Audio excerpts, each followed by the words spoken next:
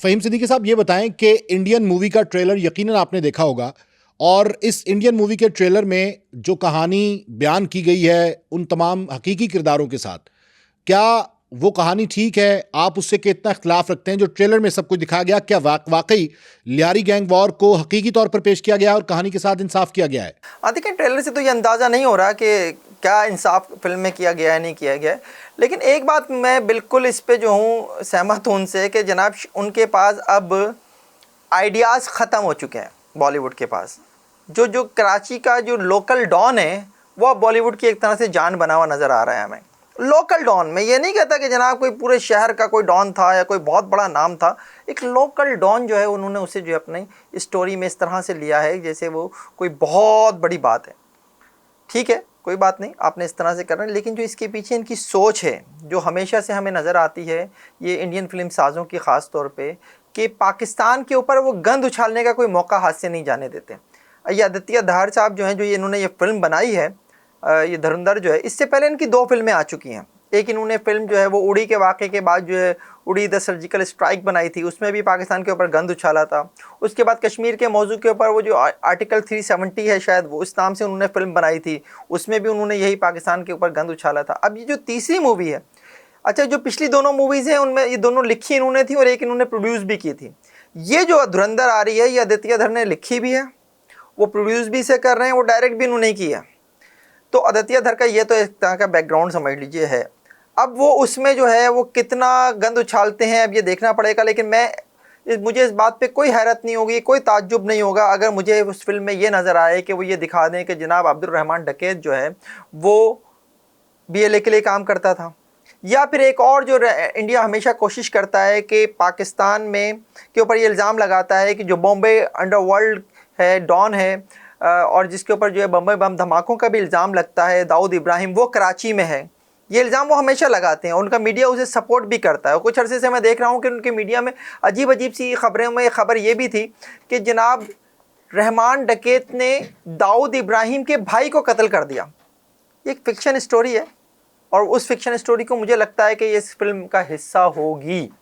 اور مجھے کوئی تعجب نہیں ہوگا اس کے اوپر کہ جس طرح کا جو ہے اس وقت انڈین میڈیا یا انڈین فلم ساز کر رہے ہیں۔ کیا رحمان ڈکیت واقعی اتنا ظالم اور سفاک تھا، یا اصل میں ڈکیت تھا وہ؟ یا یہ بتائیں کہ رحمان ڈکیت آخر تھا کون؟ دیکھیں، رحمان کے ساتھ جو لفظ ڈکیت لگتا ہے نا، وہ اس کے اوپر اس کے خلاف ڈکیتی کے کوئی کیسز نہیں ہیں،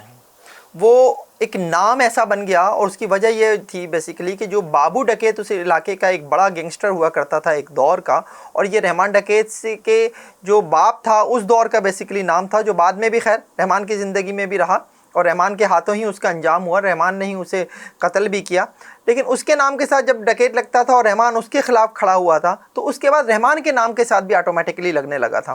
لیکن اگر ہم رحمان کے خلاف کیسز دیکھتے ہیں تو اس میں ہمیں قتل ملتا ہے، اقدام قتل ملتا ہے، پولیس پر فائرنگ ملتی ہے، اغوا برائے تاوان ملتا ہے، بھتہ خوری کے کیسز ملتے ہیں، بم دھماکوں کے کیسز ملتے ہیں، اس طرح کے اس کے خلاف کیسز ہیں۔ ڈکیتی کے کیسز اس کے خلاف نہیں ہیں، لیکن چونکہ ایک نام پڑا، اور وہ نام لیاری کے لوگوں کو اچھا نہیں لگتا، لیکن وہ ایک نام اس کا پڑ گیا لیاری کے لوگوں کے لیے، وہ آج بھی سردار عبد الرحمن بلوچ ہے، اور وہ ان کے لیے رابن ہوڈ ہے۔ جس روز 2009 میں رحمان کا پولیس مقابلہ ہوا اور اس پولیس مقابلے میں مارا گیا، اس کے بعد جو لیاری میں ریئیکشن آیا تھا، مجھے آج بھی یاد ہے کہ اس روز لیاری میں فائرنگ سے 7 افراد مارے گئے تھے، اور شہر کے مختلف علاقوں میں جو ہے وہ ایک ٹینشن کی سی فضا تھی۔ تو رحمان کا یہ بیسیکلی وہ تھا، اور جو آپ نے کہا کہ رحمان اتنا ہی سفاک تھا، یقیناً جو کچھ میں نے اس کے کیسز بتائے ہیں ان کیسز میں ایسا ہی تھا۔ جو اپنے مخالفین کو انہوں نے جس طرح سے قتل کیا، وہ ساری چیزیں جو ہیں وہ ہمارے سامنے ہیں۔ اور رحمان کے بعد جو عزیر بلوچ کا پیریڈ ہے اس میں بھی ہمیں یہی نظر آتا ہے۔ رحمان کا جو انڈر ورلڈ ڈان کراچی کا شعیب خان ایک وقت میں کہلاتا تھا، اس کے اوپر جو حملہ ہے وہ رحمان کر سکتا تھا، اور رحمان نے کیا، جس میں شعیب خان جو ہے وہ شدید زخمی بھی ہوا۔ اور اس طرح کے کئی واقعات ہیں۔ رحمان اتنا دلیر تھا کہ وہ کراچی میں سٹی کوٹ جب جیل سے لایا گیا ایک موقع پہ، تو وہ کہانی تو یہ ہے کہ وہ سٹی کوٹ سے فرار ہو گیا، لیکن بیسیکلی جو ہے وہ اپنے گھر جاتا تھا سٹی کوٹ آنے کے بہانے، اور وہاں سے جو ہے وہ ایک دن اس نے جو ہے پولیس والوں کے ساتھ جانے سے واپس انکار کر دیا۔ وہ اتنا دلیر تھا۔ وہ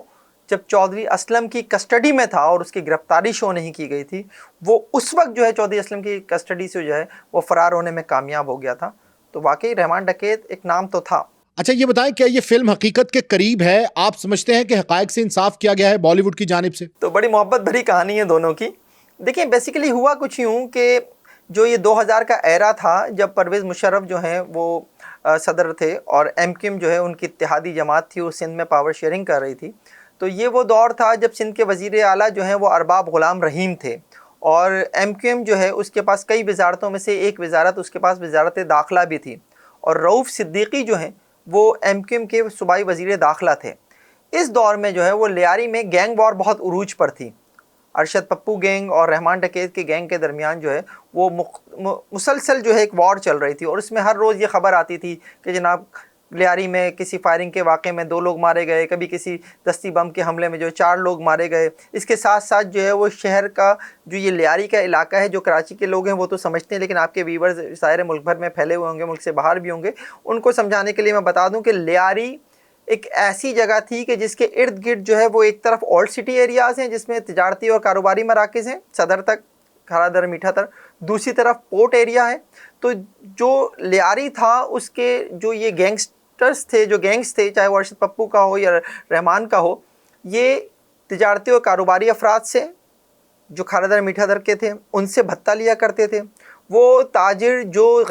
دوسرے ملکوں سے جو ہے مال منگواتے تھے ان سے بھتہ لیا کرتے تھے اور فی کنٹینر بھتہ لیا کرتے تھے، جو سندھ سے بلوچستان جو بسز چلتی ہیں جو لیاری سے چلا کرتی ہیں وہاں ان ٹرانسپورٹر سے بھتہ لیا کرتے تھے۔ کڈنیپنگ فور رینسم بہت زیادہ عروج پر تھی ان دنوں۔ شہر کے اکثر تاجر اور ان کے بچوں کو جو ہے کبھی کے حوالے سے خبریں آتی تھیں کہ کڈنیپ کر لیا گیا، پھر بھاری تاوان کی ادائیگی کے بعد جو ہے ان کی رہائی عمل میں آتی تھی۔ تو یہ سب کچھ اس دور میں ہو رہا تھا، اور چونکہ وزارت داخلہ ایم کیو ایم کے پاس تھی تو ایم کیو ایم کے اوپر ایک دباؤ تھا کہ وہ کچھ ایسا کرے جس سے یہ کرائم رکیں جو اس وقت بہت تیزی سے ہو رہے تھے۔ اور دوسری چیز اس کے ساتھ ساتھ یہ بھی تھی کہ ایم کیو ایم کو لیاری میں اسپیس نہیں مل رہا تھا۔ اس نے ایک دور میں جو ہے وہ ارشد پپو کے ساتھ مل کر جو ہے لیاری میں اسپیس حاصل کرنے کی کوشش کی تھی، لیکن وہ اسپیس اسے جب نہیں ملا تو اس دور میں ایم کیو ایم نے ایک ماسٹر اسٹروک کھیلا تھا۔ جو رؤوف صدیقی تھے جو صوبائی وزیر داخلہ، انہوں نے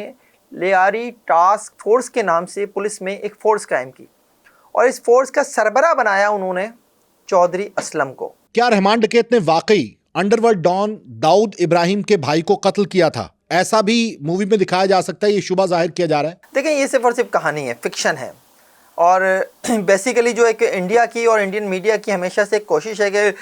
جو داؤد ابراہیم ہیں اور ان کی فیملی جو ہے وہ کراچی میں رہتی ہے، اسے ثابت کرنے کے لیے جو ہے اس طرح کی کہانیاں بنائی گئی ہمیشہ۔ اور اب یہ کہانی جو ہے پھر ایک دفعہ سے جو ہے میں دیکھ رہا ہوں ان دنوں انڈین سوشل میڈیا میں کافی نظر آ رہی ہے مجھے کہ جناب داؤد ابراہیم کے بھائی کو قتل کر دیا تھا۔ ارے بھائی ہوگا یہاں پہ تو قتل کیا جائے گا نا۔ اور جس شخص کی بات کرتے ہیں نور کی، وہ تو بیمار ہو کے اس کی ڈیتھ ہوئی تھی، بیماری سے اس کی ڈیتھ ہوئی تھی، اور وہ کراچی میں بھی نہیں ہوئی تھی ڈیتھ، لیکن چونکہ انہوں نے تو کڑی سے کڑی ملانی ہے، اور میں کہتا ہوں کہ دھرندر میں بھی آپ کو ممکن ہے کہ یہ چیز نظر آئے کہ اس طرح کی چیز وہ کر کے جو ہے وہ پاکستان کے اوپر بیسیکلی ایک پریشر ڈالنے کی کوشش ہوتی ہے ہمیشہ کہ پاکستان نے بم دھماکوں کے ملزم کو اپنے ملک میں پناہ دے رکھی ہے۔ تو یہ بیسیکلی اسی کا ایک پارٹ ہے۔ اچھا فہیم صاحب، رحمان ڈکیت بڑا شاطر تھا اور وہ روپیہ پیسہ بھی استعمال کرتا تھا، اور کہا جاتا ہے کہ چودھری اسلم کے کسٹڈی سے وہ 2 بار فرار ہوا۔ چودھری اسلم نے اس کو حراست میں لیا تھا اور اس کے بعد وہ وہاں سے فرار ہو گیا تھا، وہ کیا واقعہ ہے؟ یہ بھی بڑا ایک انٹرسٹنگ واقعہ ہے۔ جب میں آپ کو بتا رہا تھا جہاں سے لیاری ٹاسک فورس کی جب ایک طرح سے تشکیل ہو گئی تھی، تو چودھری اسلم کو جب اس کا سربراہ بنایا گیا تھا تو چودھری اسلم کے اوپر ایک یوں سمجھ لیجئے کہ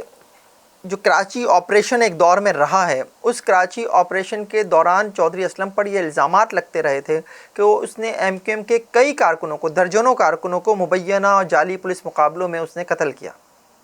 چودھری اسلم وہ کردار تھا جس کو ایک طرح سے لیاری ٹاسک فورس کا سربراہ بنایا گیا، اور پھر اس لیاری ٹاسک فورس میں 2 اور پولیس افسران کو بھی رکھا گیا، اور ان دونوں پولیس افسران کے حوالے سے بھی یہی تھا کہ یہ ایم کیو ایم مخالف رہے ہیں۔ عرفان بہادر، ڈی ایس پی عرفان بہادر، یہ ڈی ایس پی عرفان بہادر جو ہیں اس انسپیکٹر بہادر علی کے بیٹے ہیں بلکہ، جو اس حوالے سے بڑا وہ تھا کہ اس نے کراچی آپریشن کے دوران ایم کیو ایم کے درجنوں کارکنوں کو ماورائے عدالت قتل کیا، اور بہادر علی کو جب قتل کیا گیا تو اس کے قتل کا الزام بھی جو ہے وہ ایم کیو ایم کے اوپر لگا۔ اسی طرح ASP عمر شاہد حامد، یہ جو سابق MD KSC تھے ان کا بیٹا ہے اور اب تو خیر DIG کے رینک پر پہنچ چکا ہے. اس کے والد کے قتل کا الزام بھی MQM کے اوپر لگا تھا، اور یہ وہی شاہد حامد ہیں جن کے قتل کے الزام میں سولت مرزا کو پھانسی ہوئی بلوچستان کی مچھ جیل میں. تو یہ 3 لوگ ایسے تھے جو خاص طور پہ جن کا میں نام لے رہا ہوں کہ جن کے اوپر جو ہے MQM ایک مخالفت کا یا MQM دشمنی کا الزام لگتا تھا. تو MQM نے بیسیکلی اس دور میں لوہے کو لوہے سے کاٹا اور انہوں نے ان لوگوں کے اوپر مشتمل ایک لیاری ٹاسک فورس بنائی اور اسے یہ ٹاسک دیا کہ آپ لیاری سے گند کا صفایا کریں.